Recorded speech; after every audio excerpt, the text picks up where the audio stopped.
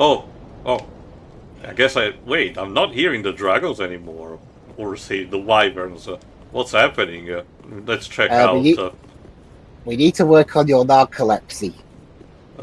Remember, Leaves, an adventurer knows where, is used to actually sleep everywhere. Anyway, the dragons look a bit, not moving.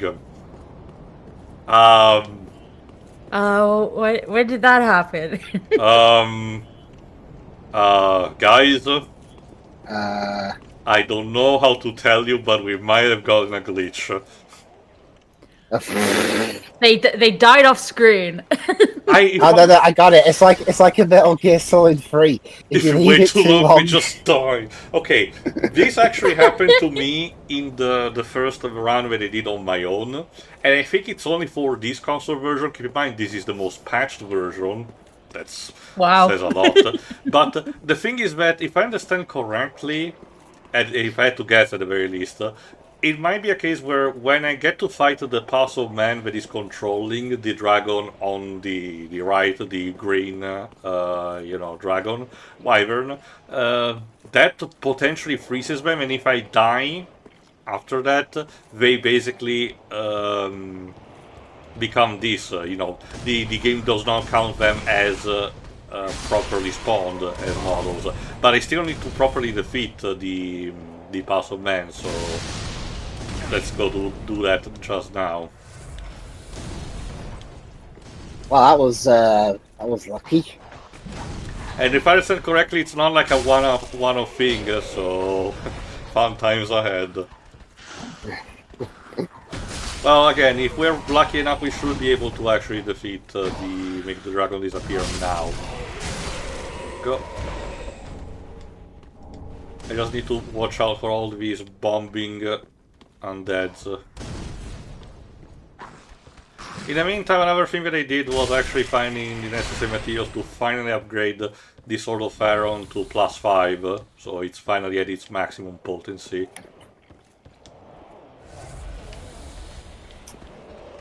Alright, let's deal with these two. Go on, Liz, in the meantime. Have you seen something else recently? I've seen a couple of things actually. I saw Torchwood's Children of Earth. Okay. A very lovely story about kidnapping children.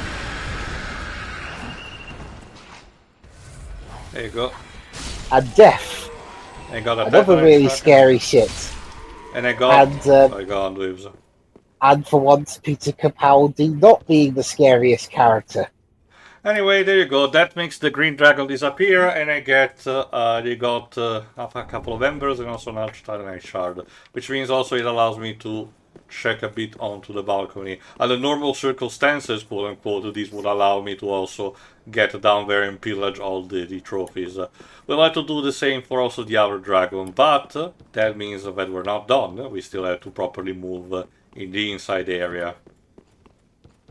The one joke I remember the most in Children of Earth actually is when one of the characters had to go to England because the show is normally based in Cardiff, and they jokingly treat it like, oh, do you need your shots and stuff.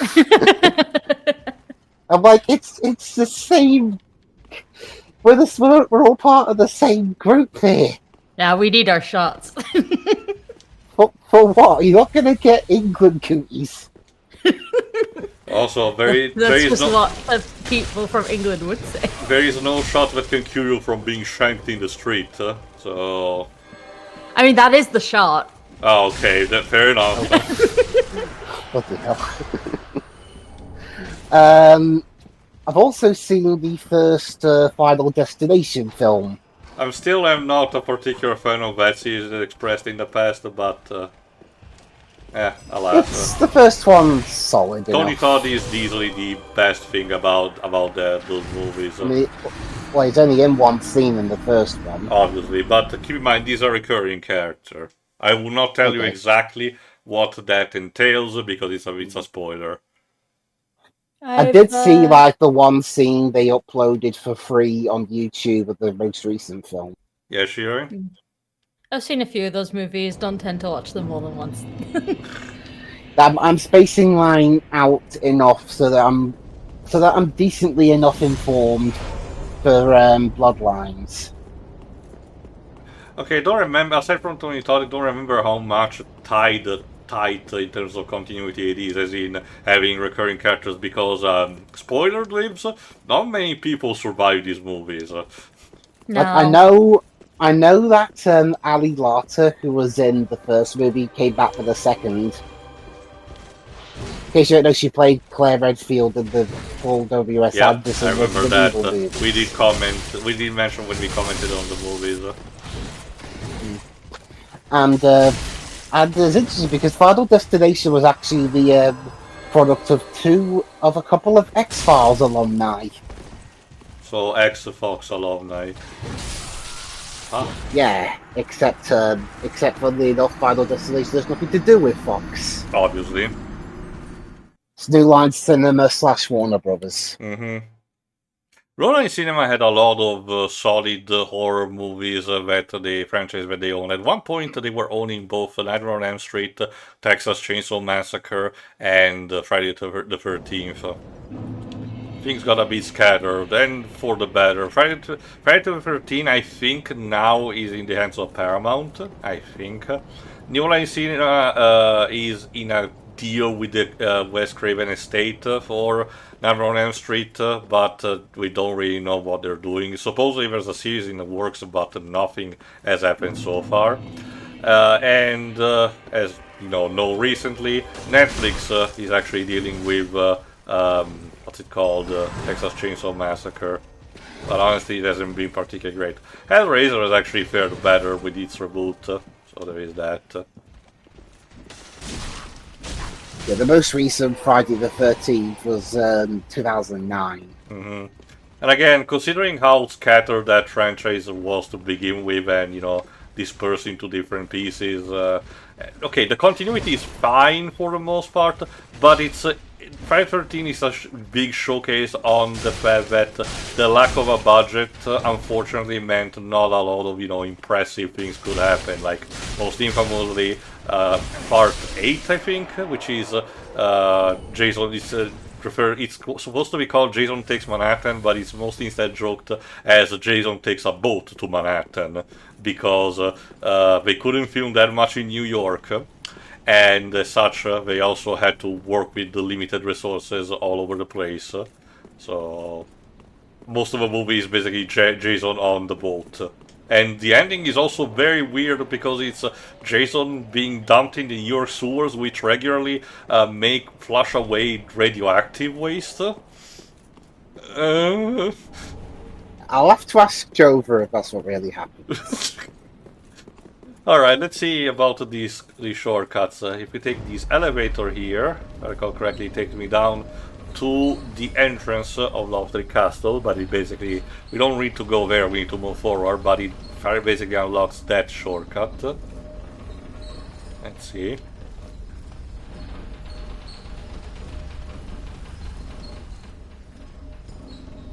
Yeah, so it's that one, okay.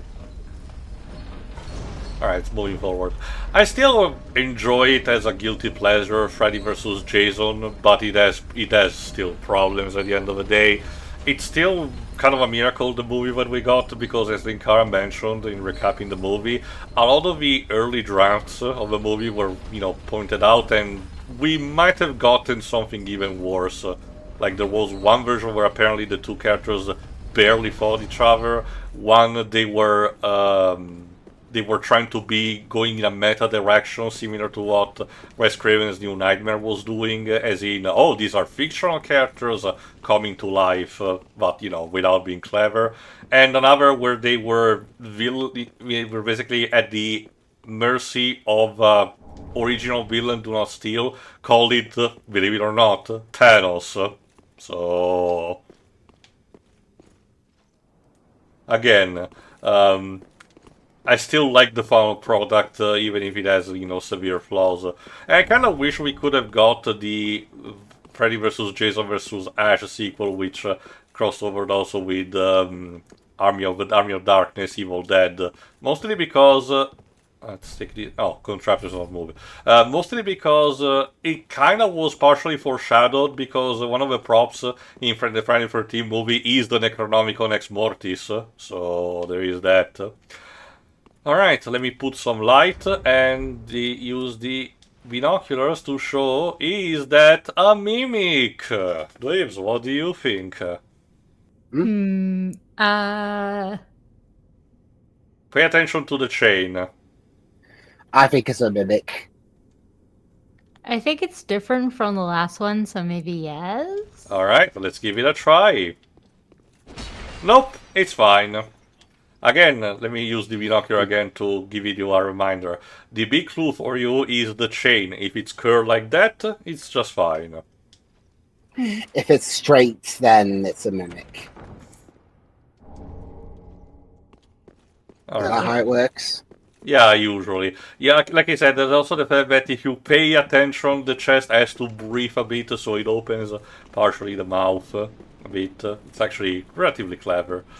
Alright, let me see. Up ahead is the boss, and if I recall correctly, I can summon help by popping up an ember.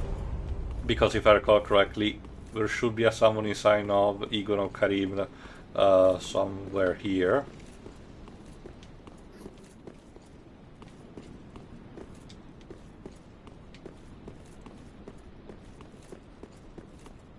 Okay, never mind. Let me use this time also to move a bit forward because we still have to deal with the other not moving dragon. I've also got a few new Blu-rays. Go on. Of for lack of a better term, cult films. Go on. I got Godzilla vs. Biollante. Violante. Johnny Mnemonic. A very bad movie with Keanu Reeves. And also Dolph Lundgren. And it's also got a Japanese cut. I don't know what's the difference with that. Me neither. And No Holds Barred. A film that stars Hulk Hogan playing himself for an alternate name. I got it pre-owned, obviously, because, yeah, A, it was cheaper, and B, I don't want to financially support a racist. But honestly, by then I think you should try it also to check out, what's it called, that movie that Jenny McCarthy did, that is called, I forgot what it's called, Dirty Love. Dirty Love. Because again, that one of the initial gags of the cinematic experiment review still sent me the fact that despite the fact the movie is not streamed anywhere, although I think now it's on VOD. But hold on, please give me just a second. I get what why you would not get it, and I understand. But basically, Sean literally says, I had to get a used Blu-ray, and used is probably not a technicality because this Blu-ray is on pristine conditions. Wow, no one wants to watch a film starring a piece of shit. Who knew? You bastard. Okay, I'm not going to give her the dignity of anything to do with her, really. So I'll just say, if you really want to know why I don't like people like her, just look her up. Yeah. Honestly, I don't even think the movie is that interesting to make fun of, so... Let's get here. The Knight's Ring. I don't think I need it, but might as well. And there's another knight here that I had to fight. Oh boy. That's why I'm not exactly chomping at the bit to see that Sia music film. Me neither. Again, I know actually what the plot of that instead is, and no, no.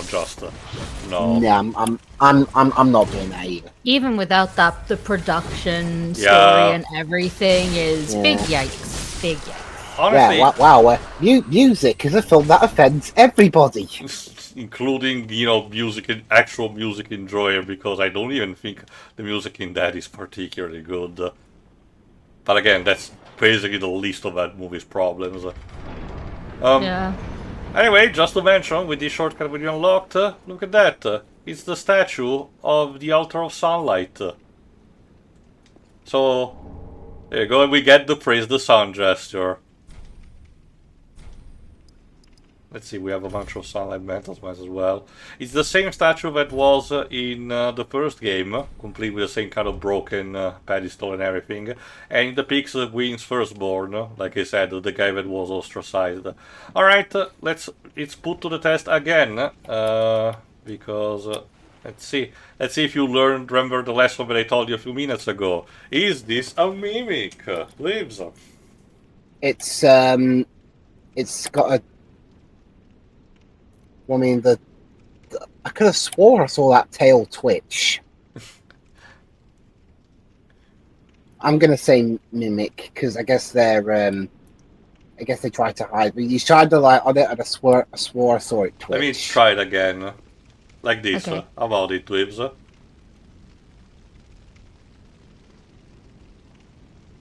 Maybe it's just the lighting effect.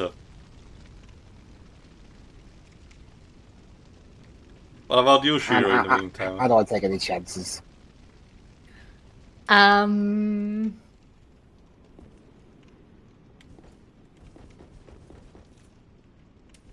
don't know what I'm seeing, but I'm gonna say don't. It's probably bad. Alright, let's try again. Nope, it's fine. Okay, because I thought it was chained to the wall. Oh, God, I'm bad at this. We get 3 times. So I was like, yeah, that thing's like a dog on a leash. Don't touch it. Again, be thankful. Yeah, it's a chain chomp. Be thankful that this is not the second game, which had the unfortunate effect of. Oh, there's the other puzzle man, which had the unfortunate effect that if you hit a chest, the content, gets to lower its quality, because yeah, that's something that should have been done. That's stupid. Yeah, it really is.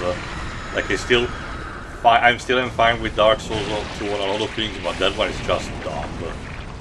It's just a needless trapping meant to instill paranoia in the player. And there you go. There's the other puzzle man done. Which, if I recall correctly, should disintegrate the dragon. There you go. We get another 2 Titan Chunks and 2 Embers. So let's collect our spoil. Large Titan shards. There you go.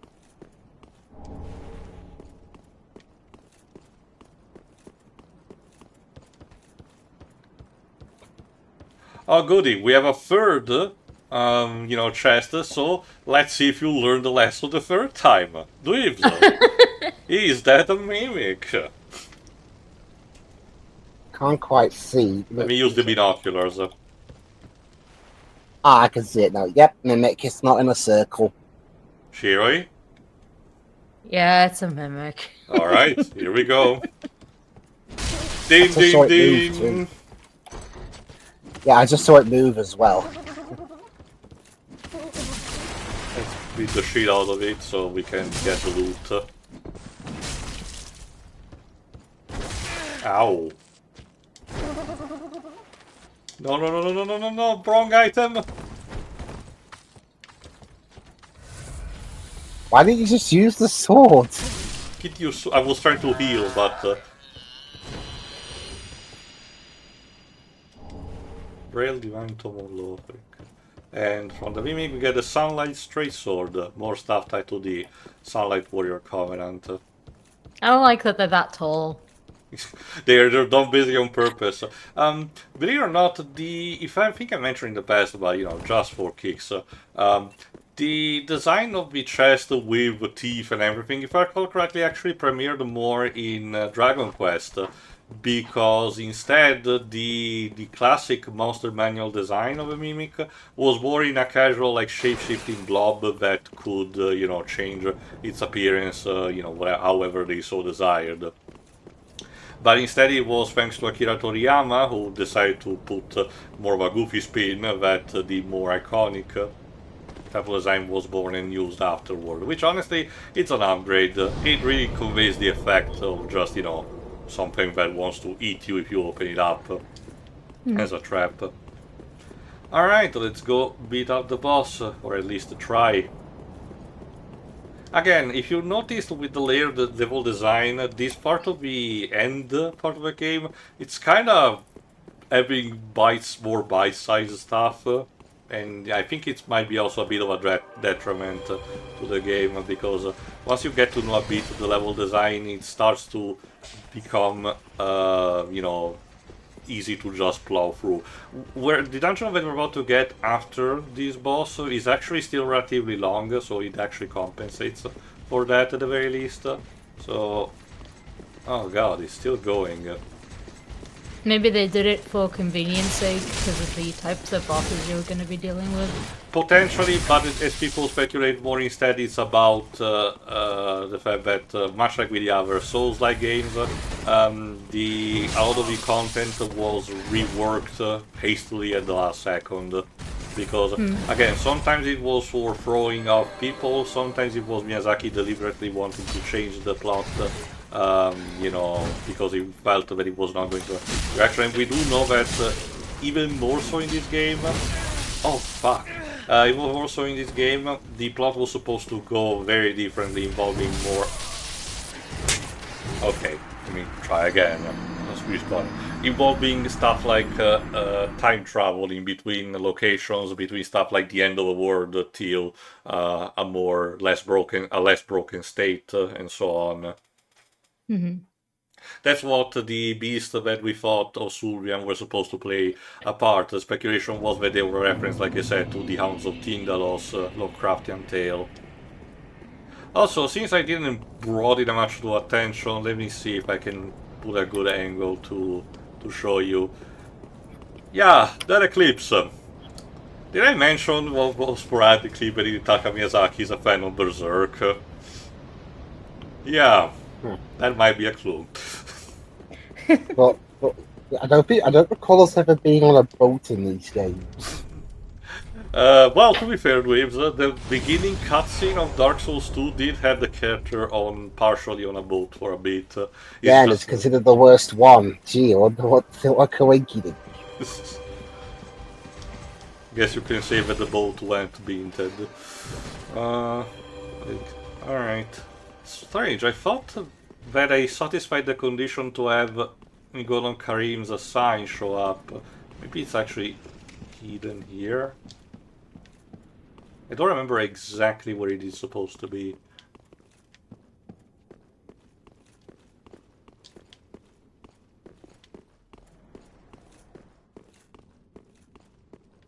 Oh well, we can just... Oh no, there it is. There you go. Thought so.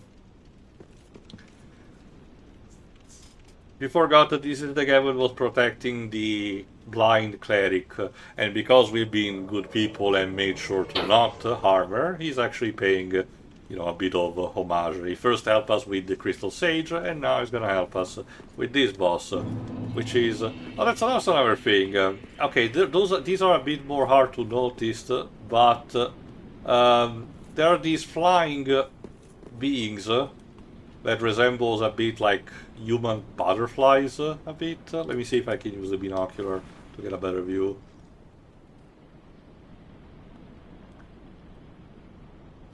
Yeah, positively freaky.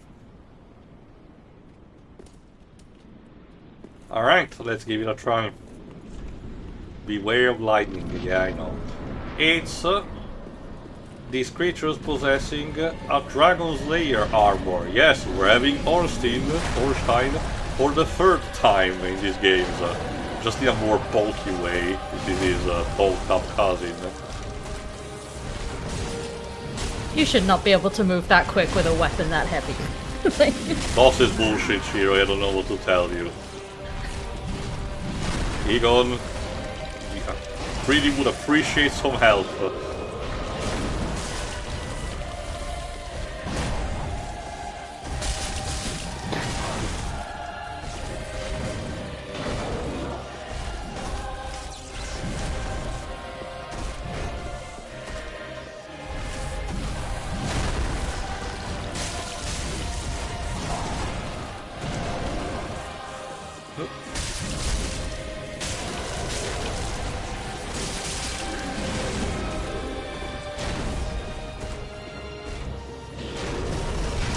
Ouch. Thought it was dodging in time. Alas.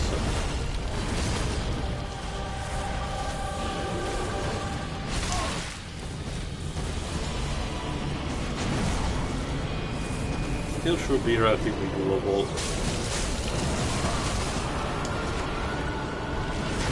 We'll get that.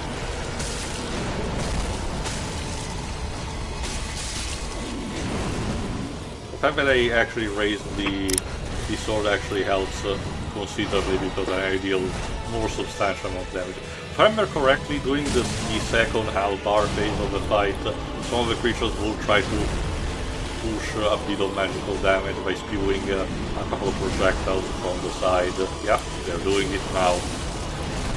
Pieces of shit.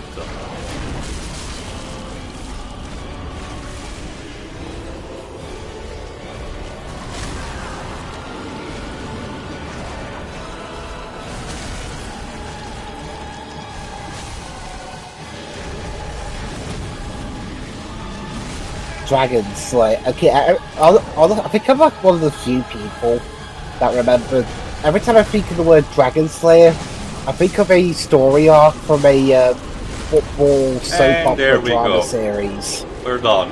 And it also defeats, if I recall correctly, it also defeats the creatures onto the side.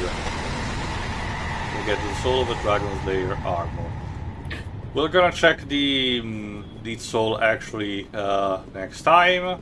I guess we can call it a day now, so let's rest at the bonfire here, and we'll actually see Dark you. Soul. it's this. Watch out when the souls are dark. All right, see you for the next time, where we continue from this point and explore the next dungeon, which are the Grand Archives. See you for that. See ya.